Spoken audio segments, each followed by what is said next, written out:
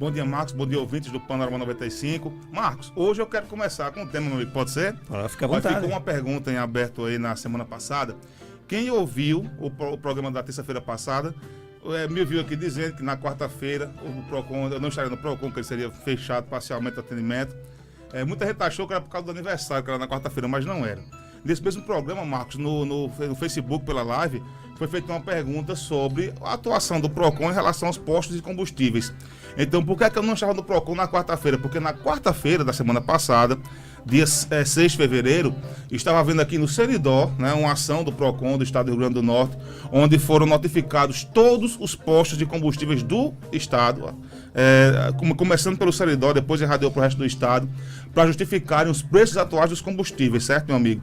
Justamente em resposta a um clamor da população que reclama dos preços, que o preço na televisão baixa e aqui não baixa, ou na televisão aumenta um percentual e no posto aumenta o dobro, né? Então, o Procon, essa atuação, faz 4 anos que eu estou à frente do atendimento do Procon, trabalhando aqui em Caicó, e nesses 4 anos, todo começo de ano, há essa atuação do Procon.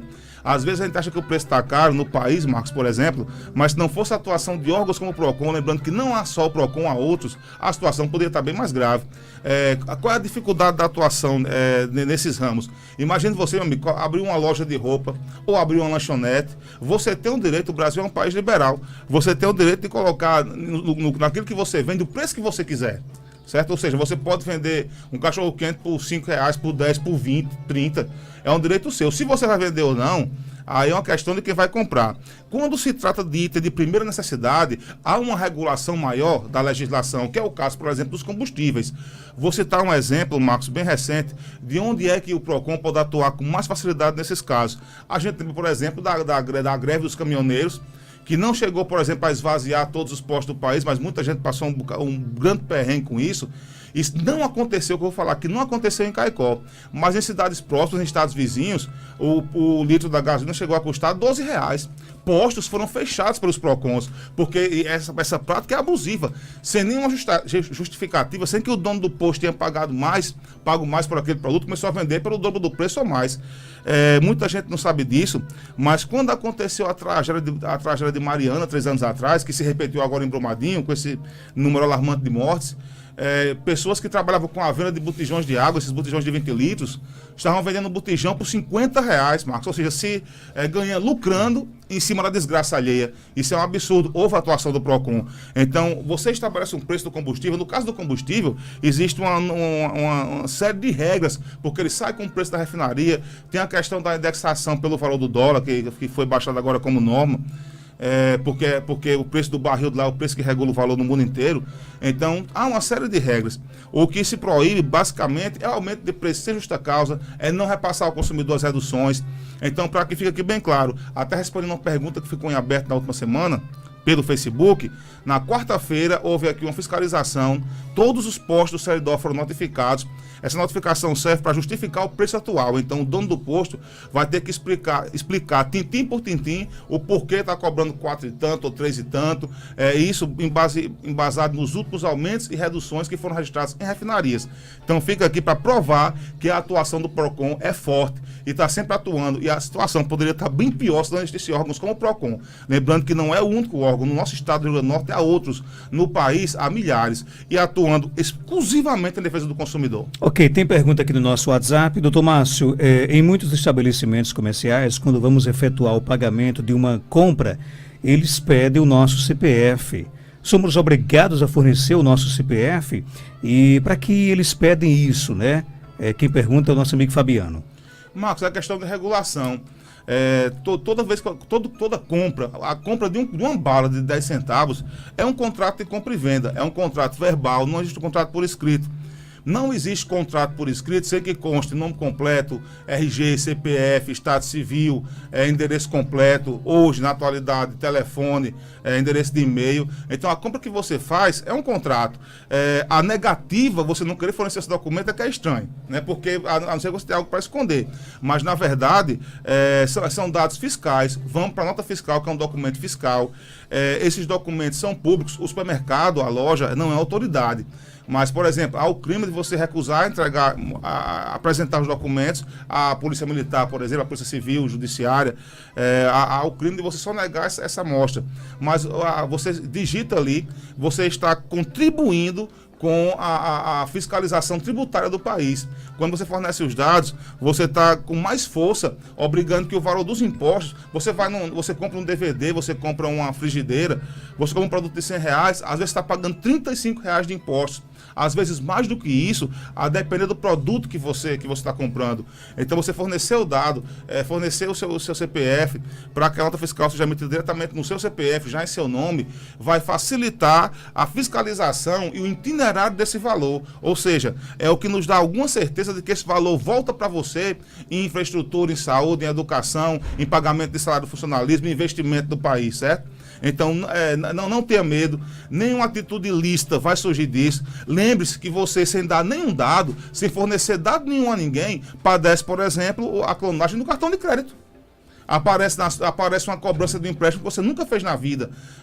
Aparece uma fatura de telefone que você nunca contratou. Você não tem aquele plano daquela operadora. E isso você não deu seu nome, não deu CPF, não deu RG a ninguém. E a fraude acontece. Então, nesse caso, que é uma solução fiscal para aprimorar a destinação dessa verba tributária, desse valor que você está pagando de impostos, então não tenha medo, não sonegue, porque o erro ele acontece escondido, não é ninguém lhe pedindo seus documentos. A falha, o crime, ele acontece sem que você saiba. Quando se pede ali o seu CPF, obrigado você não é obrigado a fornecer, mas você está ajudando que aquele valor que você é obrigado a pagar de carga tributária siga a destinação correta que a lei prevê. Tem pergunta aqui chegando, bom dia.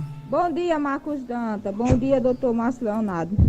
Eu queria fazer uma pergunta para Márcio Leonardo. Márcio Leonardo, meu pai tem a Sky Livre, só que ele não precisava pagar para ter acesso aos canal. Quando agora, faz uns 3 para 4 meses que ele tem que pagar. Todo mês ele tem que pagar uma taxa, que é para poder ter acesso aos canal. Isso é correto, Márcio Leonardo? Me diga aí, por E aí, favor, a Sky Livre deixou de ser livre? Marcos, primeiramente, bom dia, ouvinte, né? Doutor, bom dia pra gente também. Olha, não, ele não tem que pagar, o que ele tem que fazer é procurar o PROCON. Essa situação não é novidade pra gente, Marcos. Pessoas que compraram há 5, 6 anos atrás, até mais tempo do que isso, o kit de instalação livre, e isso tanto da empresa que foi citada, como de outras empresas também, por valores altos.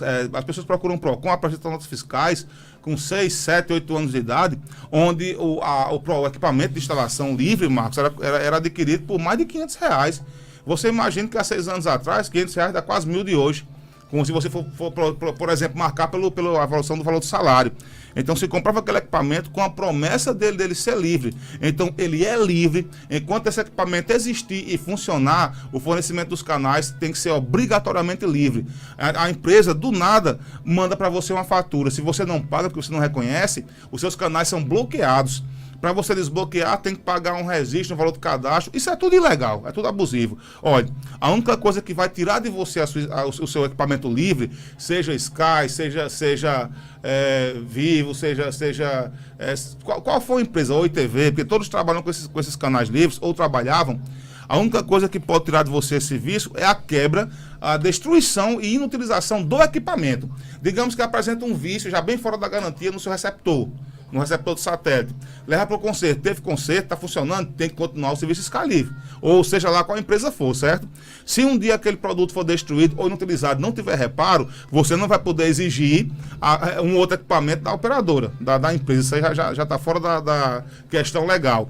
Mas enquanto se ele durar 20 anos, é para ser 20 anos livre, sem nenhum pagamento a mais. Cobrança de cadastro, o envio de fatura que você não reconhece, são atitudes ilegais que tendem no final a bloquear para exigir pagamentos que são indevidos. Então, se você padeceu por isso, você tem o seu kit livre lá, funcionando, de um dia para outro ele é bloqueado, você pode até entrar em contato com a empresa, mas não pague nem o valor que for cobrado, não pague. Você pode até ameaçar de procurar o PROCON, o Poder Judiciário. Se eles não resolverem o problema, cumpra a sua ameaça, procure o PROCON ou o Poder Judiciário. Nosso ouvinte, Ana Zélia, pergunta: doutor, está faltando um ano para me aposentar, moro no sítio, pago tudo direitinho, só que estou devendo ao banco um empréstimo.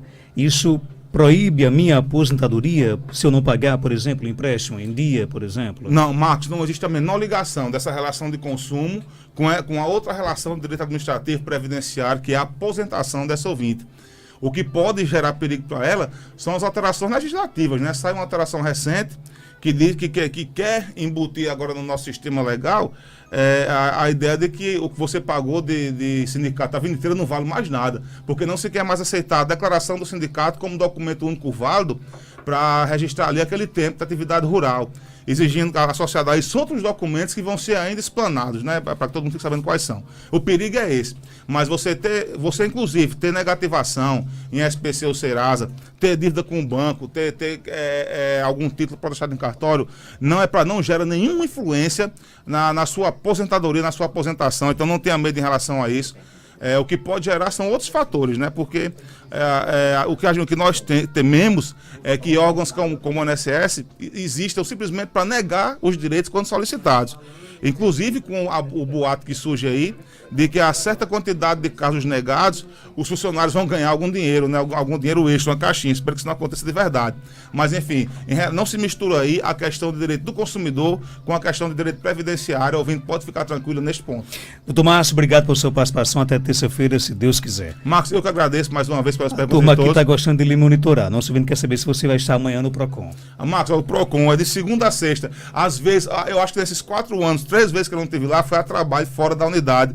Mas o serviço do PROCON é de segunda a sexta-feira. Eu estou sempre lá. Saindo daqui, estou indo para lá agora, inclusive. E sem contar que o atendimento é maravilhoso, né?